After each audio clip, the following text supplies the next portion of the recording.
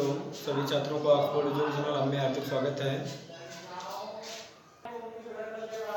कि आज हम देखते हैं तुम्हारा लेसन 10 था कि भारत का माता का मंदिर की संदर्भ तुम्हारा है कि प्रस्तुत काव्यांश हमारी पाठ्य पुस्तक हिंदी के भारत माता के मंदिर यह शीर्षक पाठ से अवतरित है कि इसके बाद में जिसके सुप्रसिद्ध रचयिता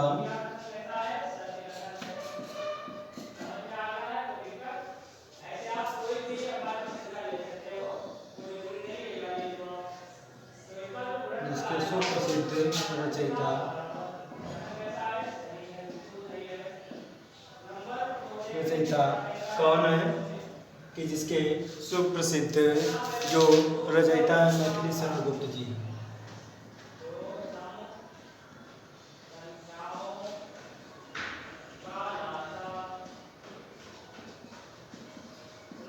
मैथिली शरण गुप्त जी इधर लिखिए दे रहा हूं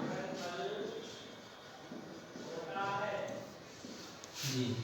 इसके बाद में हमारा प्रश्न आता है कि प्रस्तुत काव्यांश में मैथिली शरण गुप्त जी ने भारत में रहने वाले व्यक्तियों और भारत देश के बारे में मनमोहक वर्णन करते हुए कहा है कि भारत में जो रहता है व्यक्ति और भारत देश की भूमि किस प्रकार से है, वहाँ की वेशभूषा कैसी है, कि रहने वाला व्यक्ति किस प्रकार से अपना जीवन व्यतीत करता है, कि इसके बारे में बताते हुए कहा है। अब आगे देखते हैं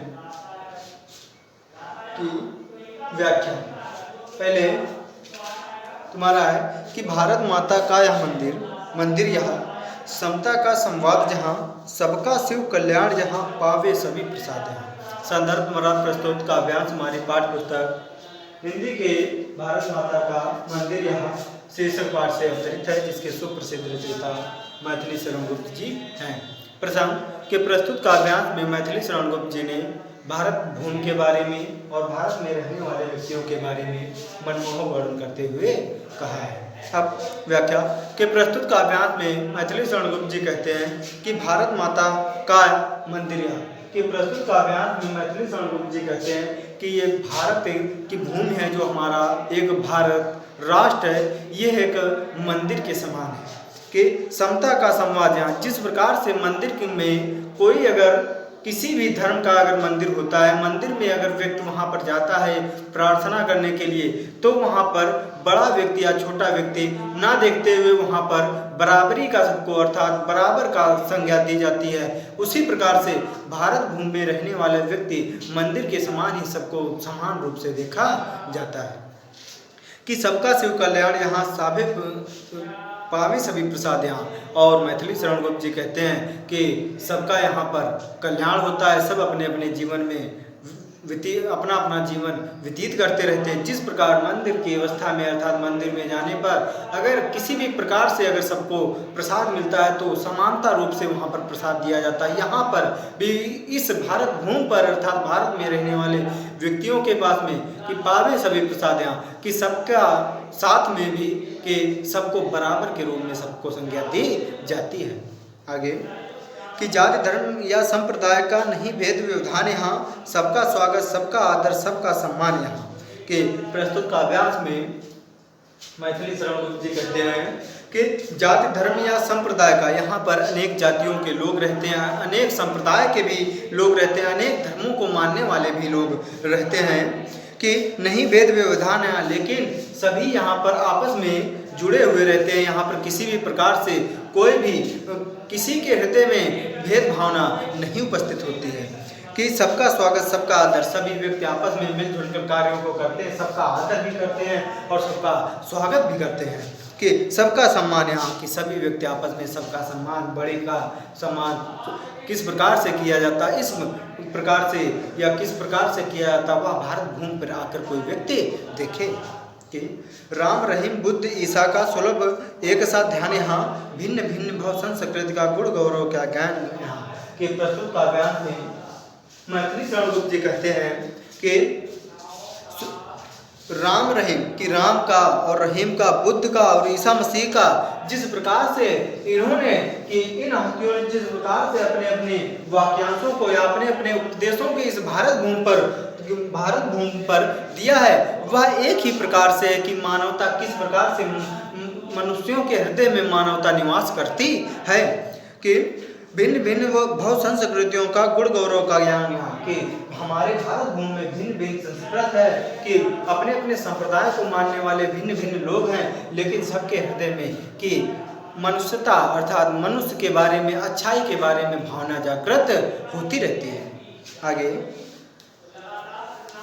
कि नहीं चाहिए बुद्धि बैर की, नहीं चाहिए बुद्धि बैर की, भला प्रेम उन्माद यहाँ सबका सुख कल्याण यहाँ पावे सभी प्रसाद यहाँ। कि प्रस्तुत काव्यान में मैथिली शरण गुप्त जी कहते हैं कि हमको ऐसा भारत भूमि नहीं चाहिए जिस प्रकार से यहाँ पर अगर किसी भी प्रकार से, कि प्रस्तुत काव्यान में मैथिली शरण गुप्त जी कहते हैं कि हमको ऐसा भारत भूमि पर ऐसे व्यक्ति नहीं चाहिए जो किसी भी प्रकार से आपस में द्वेष भावना रखते हों और दूसरे व्यक्ति की बुराई भी करते हों।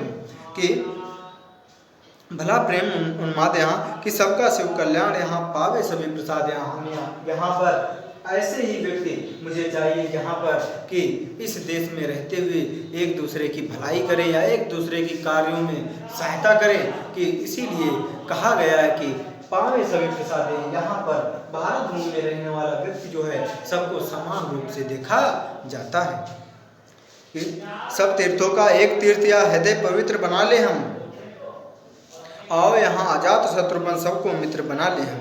कि प्रस्तुत काव्यांश में मैथिली शरण गुप्त जी कहते हैं कि सब तीर्थों का एक तीर्थ है हृदय पवित्र बना ले हम।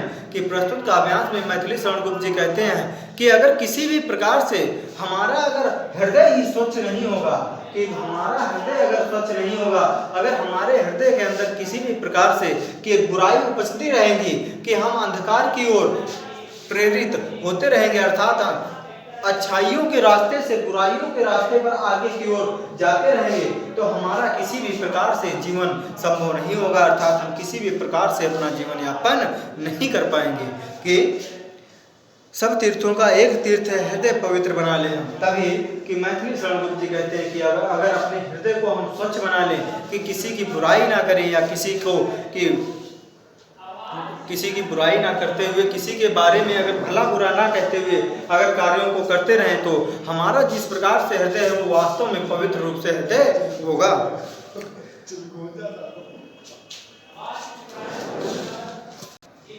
इसके बाद में कि आओ यहाँ अजात शत्रुघ्न सबको मित्र बना ले हम। कि मैथिली शरण गुप्त जी कहते हैं कि अपने हृदय में बुराइयों को छोड़कर, द्वेष भावना को भूलकर, कि अपने दुश्मन को भी मित्र बनाकर इस भारत भूमि पर रहकर मानवता के रास्ते पर चलकर कि सांसारिक माया मोह का सांसारिक माया मोह में पड़ते हुए अर्थात खुशी में पूर्वक अपना जीवन व्यतीत करें। आगे की रेखाएं प्रस्तुत हैं अपने मन में चित्र बना ले हम, 100 आदर्शों को लेकर एक चरित्र बना ले हम। कि प्रस्तुत काव्यांश में मैथिली शरण गुप्त जी कहते हैं कि अपने मन में, अपने हृदय में किस प्रकार से हमें अपने अच्छा जीवन व्यतीत करना है या अपने उज्जवल भविष्य की किस प्रकार से कामना करना है, उन आदर्शों के अर्थात कि महान व्यक्तियों के आदर्शों को उठाते हुए या महान व्यक्तियों के आदर्शों का पालन करते हुए उन्हीं के पथ पर आगे की ओर हमें बढ़ना है। कि बैठो माता के आंगन में नाता भाई बहन का, और समझे उसी प्रवश वेदना वही लाल माई का, एक साथ मिल बांट लो अपना हर्ष विषाद यहाँ, सबका शिव कल्याण यहाँ पावे सभी प्रसाद यहाँ। कि प्रस्तुत काव्यांश में मैथिली शरण गुप्त जी कहते हैं कि जिस प्रकार से दो भाई एक ही घर में एक ही माता के द्वारा जन्म दिए हुए दो भाई एक ही घर में अपने आंगन में बैठकर किसी भी प्रकार से क्रीड़ा करते हैं, उसी प्रकार से कि भारत माता के आंगन में रहने वाला अर्थात भारत भूमि पर रहने वाला प्रत्येक व्यक्ति माँ के आंगन में ही बैठकर अपने अपने विषादों को अर्थात अपने अपने कार्यों को करने में सक्षम है। कि नाता भाई बहन का, समझे उसकी प्रवश वेदना वही लाल है माई का। कि और मैथिली शरण गुप्त जी कहते हैं कि इस भारत भूमि के आंगन में रहने वाला व्यक्ति दूसरे के दुख को अगर जो समझे, तो आपस में भाई का वही प्रेम या भाई बहन का वही वास्तव में प्रेम होगा। कि एक साथ मिल बांट लो अपना हर्ष विषाद यहाँ। और मैथिली शरण गुप्त जी कहते हैं कि एक साथ में बैठते हुए, एक साथ में रहते हुए अपने सुख और दुख को बांटो, और बांटते हुए भारत देश का भी विकास और खुद का भी विकास करो। कि सबका शिव कल्याण यहाँ पावे सभी प्रसाद हैं। यहाँ पर सबका शिव कल्याण ही करेगा और सबको समानता की नज़र से भी देखा जाएगा। आगे बचा है, देखो कि मिला सेव्य है हमें पुजारी, सकल नाम है उसका उस न्यायी का, मुक्ति लाभ कर्तव्य यहाँ है एक अनुयायी का। कोट कोट कंठों से मिलकर उठे एक जयनाद यहाँ, सबका शिव कल्याण यहाँ पावे सभी प्रसाद यहाँ। के प्रस्तुत काव्यांश में मैथिली शरण गुप्त जी कहते हैं मिले सेव्य है हमें पुजारी, कि हमको भारत भूमि पर रहते हुए कि हमको एक सेव्य पुजारी मिला है जिसका नाम है न्याय।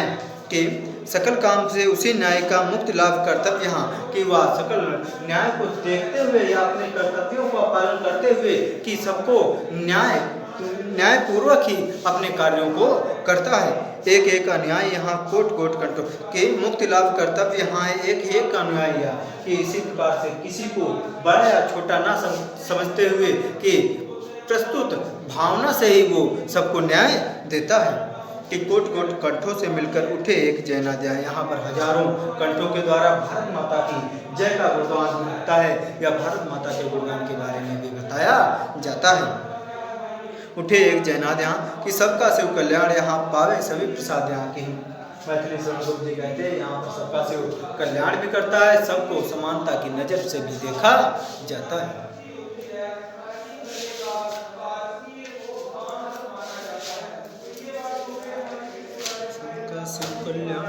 देखो इतना ही था। इसके बाद में मैथिली शरण गुप्त का जन्म जो हुआ था 3 अगस्त 1886 ईस्वी में हुआ था।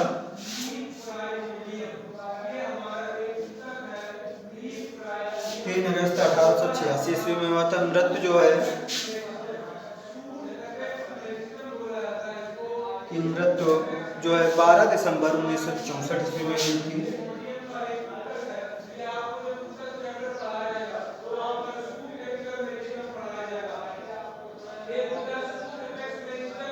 दिसंबर 1964 ईस्वी में। जन्म स्थान का चिरगांव झांसी है।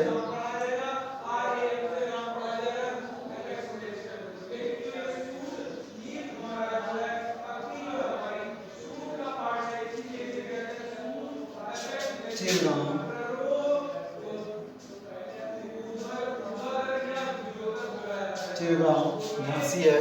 इसके बाद में पिता सेठ रामचरण गुप्त,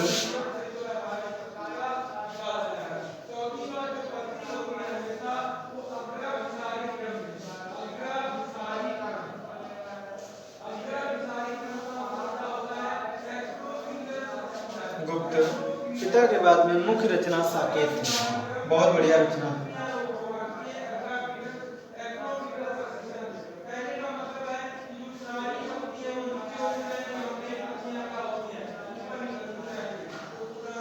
इतना ही तुम्हारा आज का सेशन है।